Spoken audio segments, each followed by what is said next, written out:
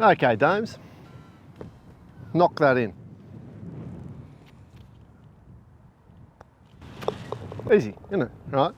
But how many short putts do you miss on a course when, I guess, you're under pressure or it means something, right? When it doesn't mean anything, Superstar will knock everyone in, and so would everybody, basically. But when it means something, technique plays a bit of a role. Now, on a slow-mo of Dames just hitting that shot, what you'll notice is that as he hit it, because it was easy, he kind of faced the hole and just watched the ball go in. That's fine and all good and well if it goes in, but what that does create 9 times out of 10 is your chest cavity and your club moving more across the line and actually pulling the ball.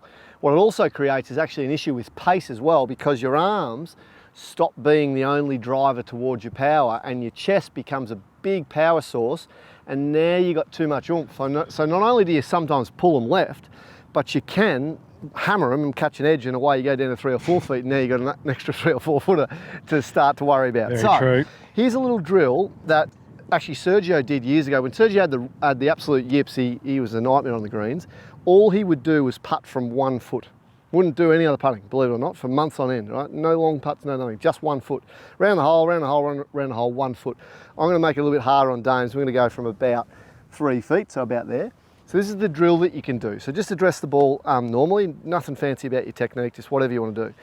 So when you hit this shot, right, when you look at the ball, and I'm going to pull it out of the way here in a minute, right? But clearly the ball's white, the grass is green. So when I remove the ball, you'll see a little, let's call it apparition of where the ball was, right?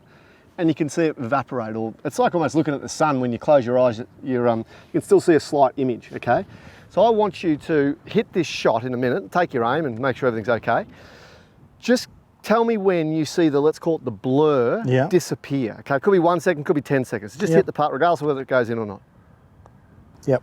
Still gone? Yep. Yeah, so about a second or thereabouts, right? So depending on how much UV's out there, you'll see a little blur on the ground when you hit a putt, and it'll disappear. And we call it literally blur putting, right? For lack of a better name. Yeah, no, clever. But what it's about is keeping your head still and staying in the shot, therefore staying in the moment. So regardless of whether it's 6 inches, right, or 3 foot or 20 foot, what most elite players will do is they'll hit the putt and they'll listen to it drop if it's short, or not move their head for a matter of seconds as the ball comes off. And why do they do that? It keeps their arms as their only power source and not their chest.